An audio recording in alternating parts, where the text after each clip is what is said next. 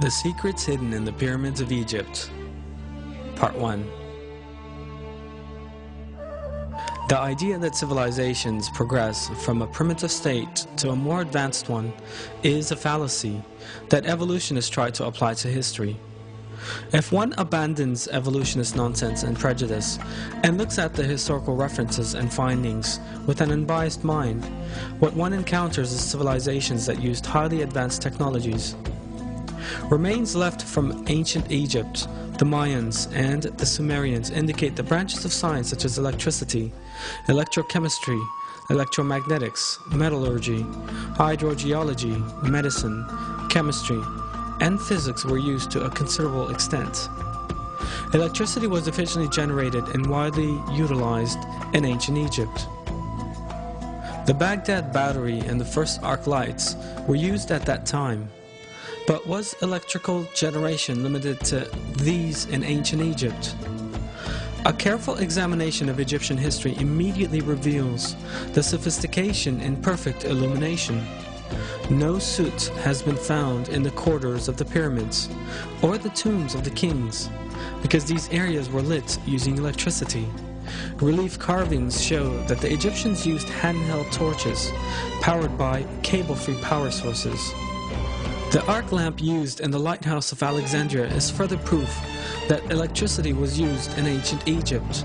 The energy required to power the lighthouse of Alexandria for 24 hours a day could only have been supplied by a regular electrical source.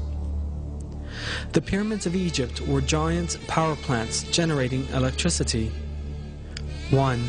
The outer casing of the Great Pyramid was covered with white tufa limestone, so tightly built that not even a razor blade could fit between the blocks. The white tufa limestone does not contain magnesium and has high insulating properties. This insulation property prevented the electricity inside the pyramid from being released without control. 2.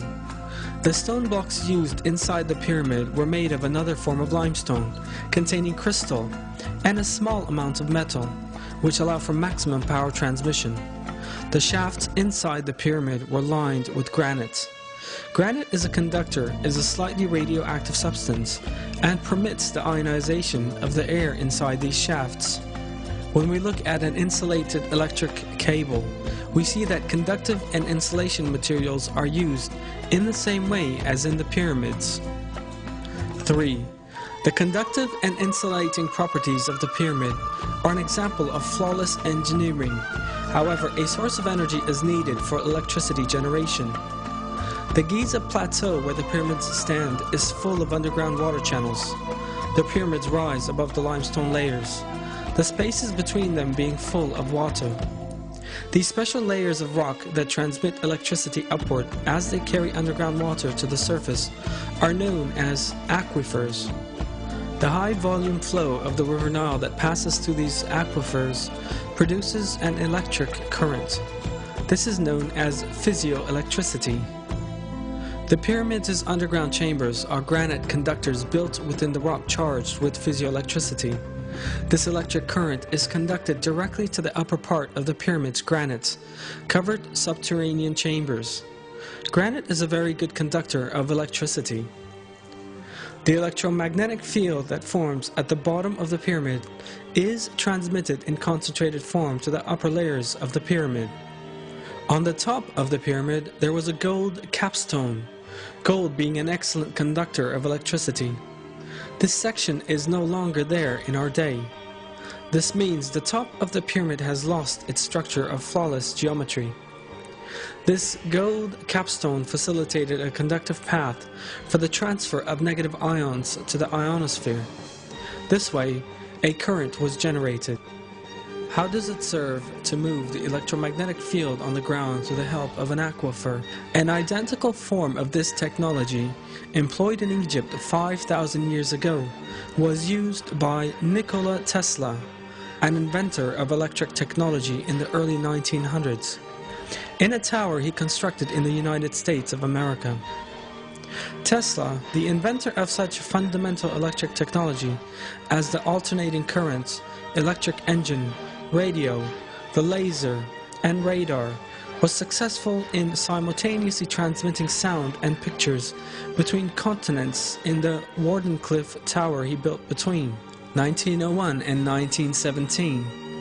He used an external source of electricity for this, and even applied wireless power transmission technology.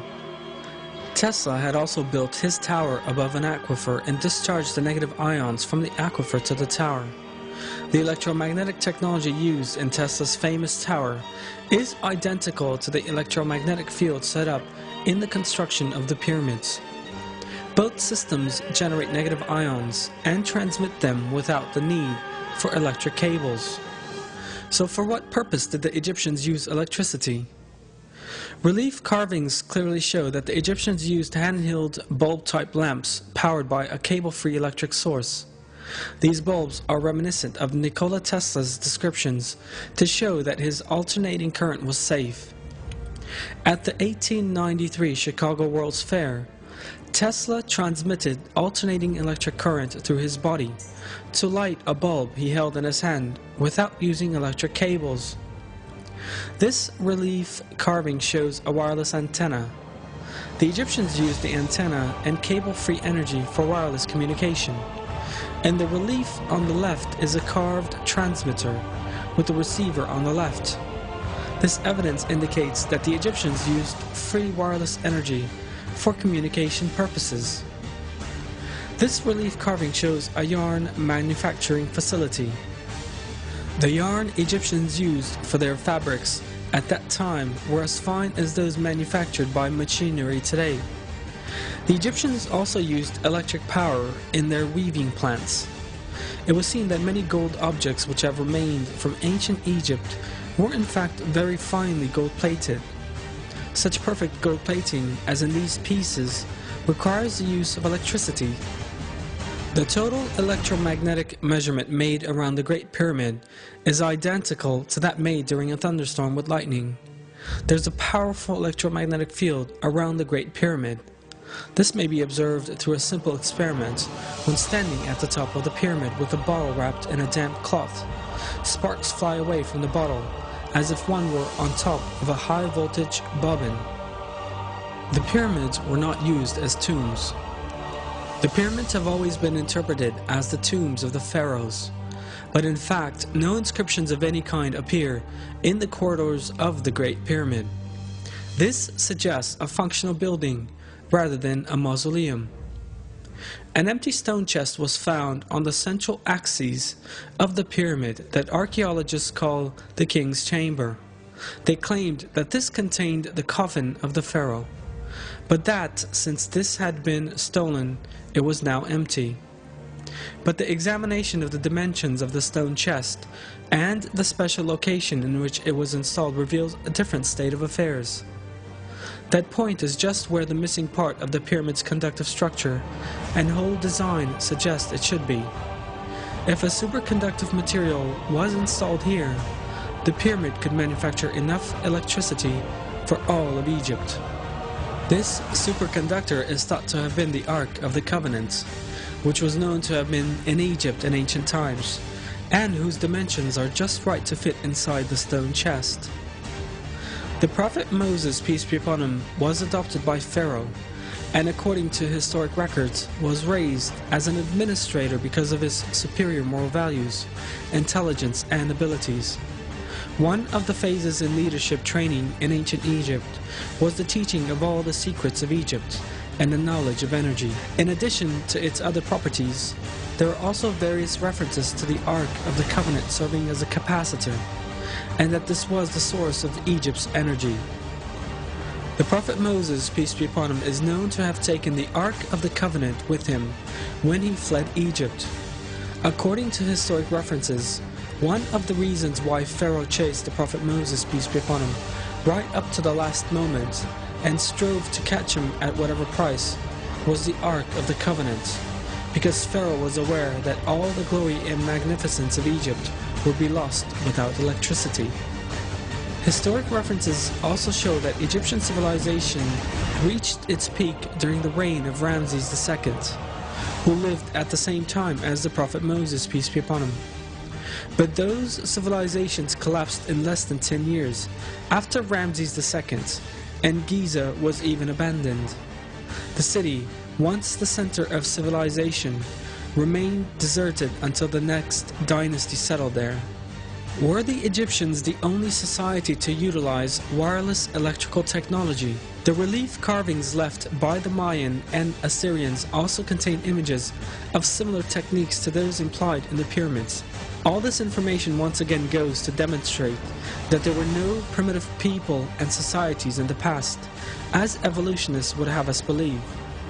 In terms of civilization, more or less developed communities have lived side by side at all times throughout history. A society that existed thousands of years ago enjoyed a far more advanced technology compared to one living in the 20th century. And this shows us that development is not part of an evolutionary process. In other words, that there is no linear advancement from a primitive level of civilization to a more developed one in history.